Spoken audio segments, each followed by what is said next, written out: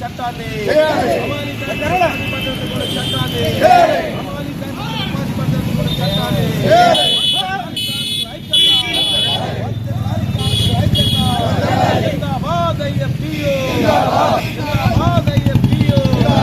వివిధ సంస్థల్లో పనిచేస్తున్న కాంట్రాక్ట్ కార్మికులను వివిధ సంస్థల్లో పనిచేస్తున్న కాంట్రాక్ట్ కార్మికులను వివిధ సంస్థల్లో పనిచేస్తున్న అమాలి కార్మికులను వివిధ సంస్థల్లో పనిచేస్తున్న అమాలి కార్మికులను జయప్రదం చేయండి. 140వ మేడేను 140వ మేడేను జయప్రదం చేయండి. మే 1వ తారీఖున 12 గంటల జరుగు సభను మే 1వ తారీఖున మున్సిపల్ కార్పొరేషన్ వద్ద జరిగే సభను మే 1వ తారీఖు మున్సిపల్ కార్పొరేషన్ వద్ద జరిగే సభను వర్ధిల్లాలి. ఏపీ బేవరేజ్ అమాలి కార్మికుల ఐక్యత, ఏపీ బేవరేజ్ అమాలి కార్మికుల ఐక్యత, ఏపీ బేవరేజ్ అమాలి కార్మికుల ఐక్యత. జిందాబాద్ ఐఎఫ్టియు, జిందాబాద్ ఐఎఫ్టియు. ఎస్ రామ్మోహన్, ఐఎఫ్టియు జిల్లా ఉపాధ్యక్షుడిని. దేశ ప్రపంచవ్యాప్తంగా మే 1వ తారీఖున మేడే కార్యక్రమాన్ని కార్మిక వర్గం మొత్తం కూడా జరుపుకుంటా ఉన్నది.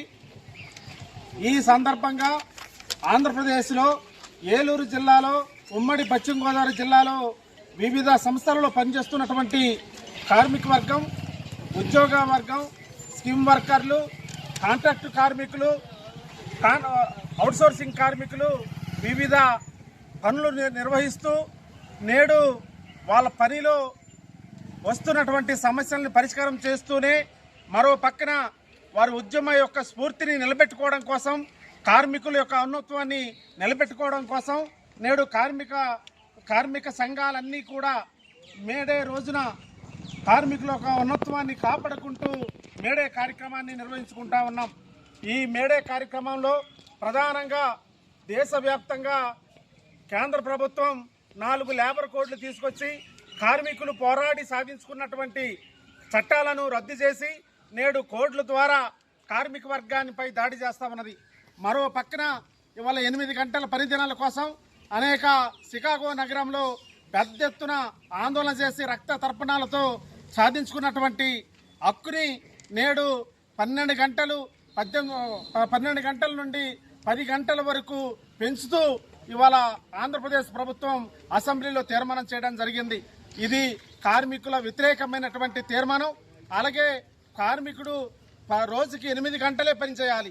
ఎందుకంటే కార్మికుడికి తను ఇంటి దగ్గర తన పిల్లలతో ఉండేటటువంటి సమయం ఒక 8 గంటలు ఉండాలి.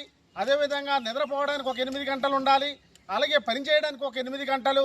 ఆ విధంగా రోజుకి 24 గంటలు వచ్చే విధంగా ఆనాడు రూపొందిస్తే నేడు ఇవాళ ప్రభుత్వాలు కార్మికుల యొక్క రక్త మాసాలని ఇవాళ అరిచి వేస్తూ ఆ రక్త మాసాలని జరుపుకోవడం కోసం నేడు కార్మికులపై పని భారాన్ని మోపుతా ఉంది.